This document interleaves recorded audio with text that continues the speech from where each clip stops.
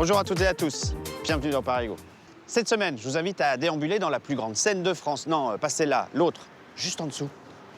Bon, ok, ici l'acoustique est sans doute moins réussie, mais la capacité d'accueil de la salle est sans commune mesure. 20 000 personnes pour l'Arena et près de 4 millions chaque jour pour le métro parisien. Bref, venir jouer à Bercy, de nombreux artistes en rêvent, mais le faire ici, en sous-sol, c'est la certitude de toucher un public bien plus large. Encore faut-il savoir jouer de la guitare.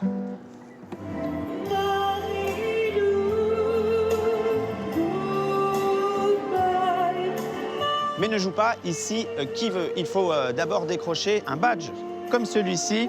Libre à vous ensuite de dénicher le meilleur spot pour donner de la voix.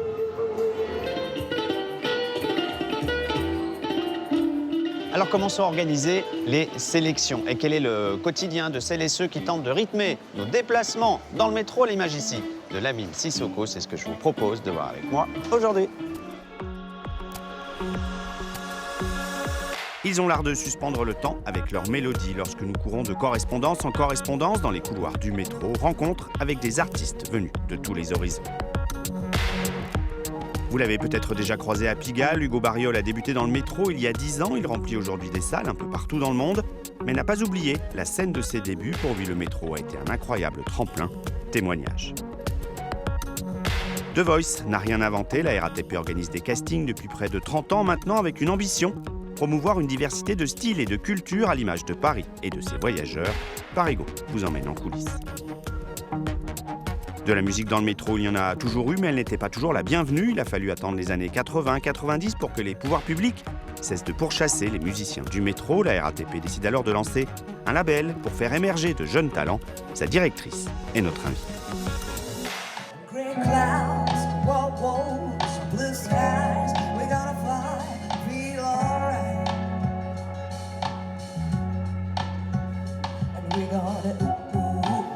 Au fil de son histoire, le métro parisien a servi de tremplin à de très nombreux artistes, Ben Harper, Renaud, Paul Naref, parmi tant d'autres. Rencontre avec les peut-être stars de demain, à l'image de Feriel, qui joue juste derrière moi. C'est un reportage signé Florie Castin et Nicolas Metauer.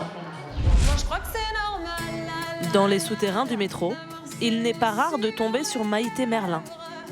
Guitare à la main, la chanteuse a pris ses petites habitudes à la station Bastille. Est-ce que c'est normal? Moi, j'ai un plus en après-midi. Du coup, il y a moins de monde, mais je peux répéter tranquille, faire mes petites chansons. Et puis je pense qu'en journée, les gens sont peut-être moins pressés aussi. Depuis 2 ans, elle y chante ses propres compositions, mais aussi des reprises, pour animer le quotidien des voyageurs du métro.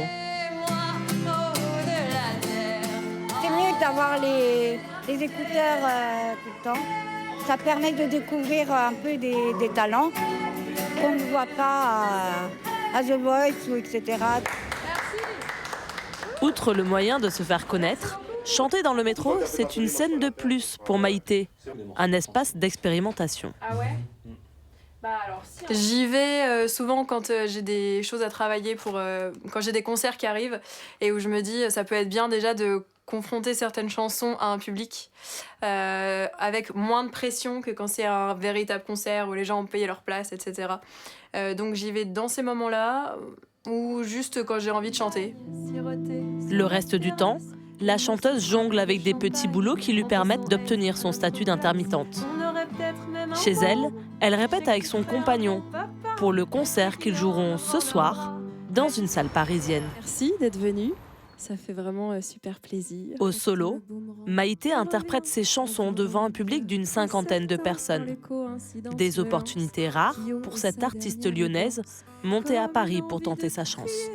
La vie est trop courte pour nier qu'impossible n'est pas réel pour qui se laisse pousser les ailes. Je me situe en artiste émergente et à essayer de faire monter ce projet, essayer de faire connaître mes chansons. C'est aussi pour ça que je suis musicienne du métro et voilà, et c'est step by step, c'est trouver mon public en fait. Dans le métro de Paname. Son expérience du métro, Maïté en a écrit une chanson. Le port d'Amsterdam, revisité en métro de Paname. Difforme sous des pubs de champagne, dans le métro de... Jouer quelques dates est encore insuffisant pour vivre de sa passion. Mais Maïté Merlin saisit chaque occasion. Le métro, c'est une scène de plus pour confirmer son talent, Une scène atypique où vous pouvez aussi la croiser par inadvertance. Il y a des humains qui naissent. Il est des miracles qui s'opèrent. Plus de 10 pieds sous terre.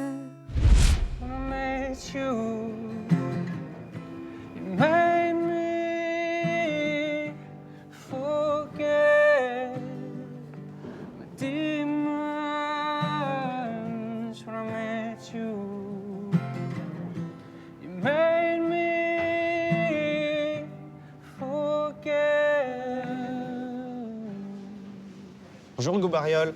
Bonjour. Vous êtes auteur, compositeur, interprète. On vous retrouve ici à Pigalle où vous avez débuté il y a 10 ans maintenant. Vous jouiez ici plusieurs jours par semaine, jusqu'à 4 heures par semaine. Vous êtes aujourd'hui un artiste accompli, on en reparlera dans un instant. Quels souvenirs vous gardez, vous, de vos débuts dans le métro? Beaucoup de bons souvenirs. C'est là que j'ai rencontré un public. Il y a vraiment des gens qui m'ont découvert dans le métro et qui viennent encore au concert aujourd'hui.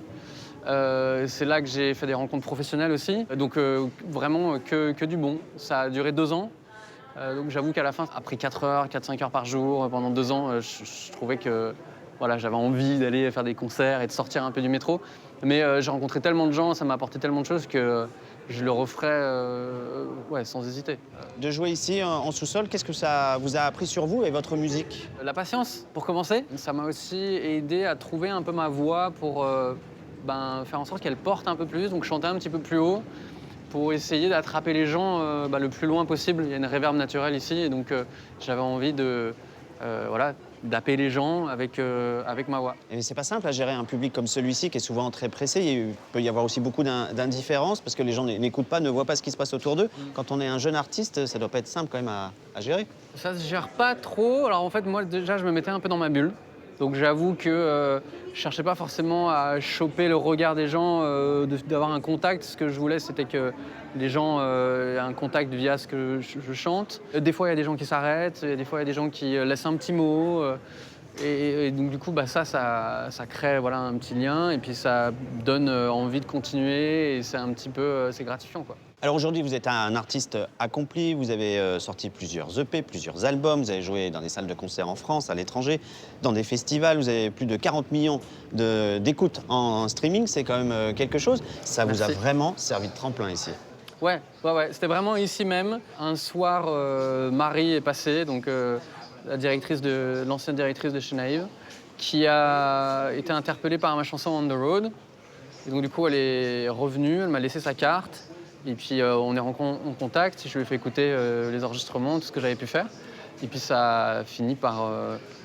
où j'ai fini par signer du coup avec Naïve et à sortir d'abord un premier EP puis ensuite un album. Bien, merci beaucoup Hugo Barriol d'être revenu dans le métro jouer pour Parigo. Maintenant on va aller voir comment se passent les sélections. Elles ne sont pas si simples que ça pour obtenir ce fameux badge, pour pouvoir jouer ici dans les couloirs du métro. C'est un reportage de Florie Castin et de Nicolas Metauer.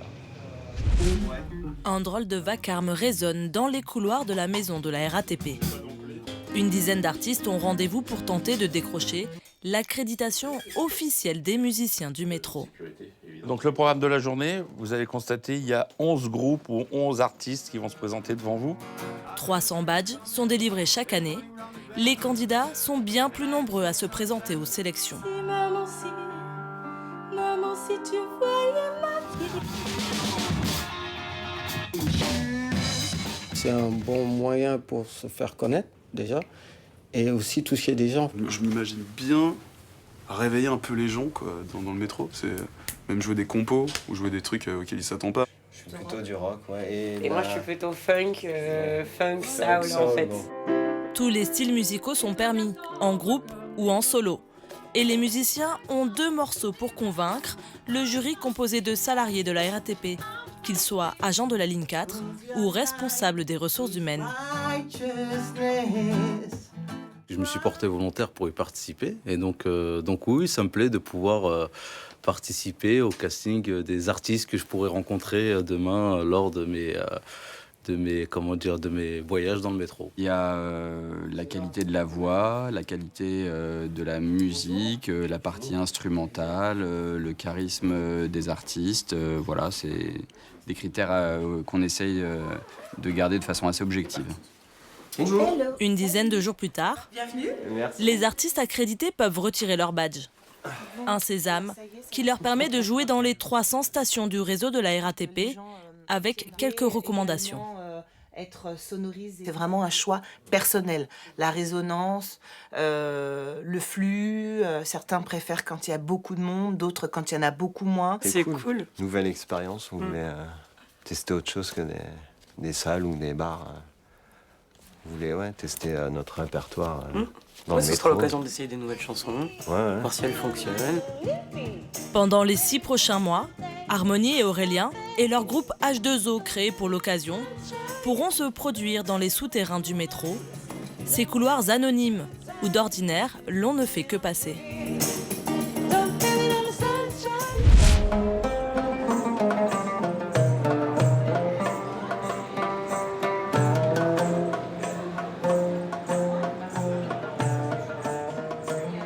Bonjour Stella Sanson.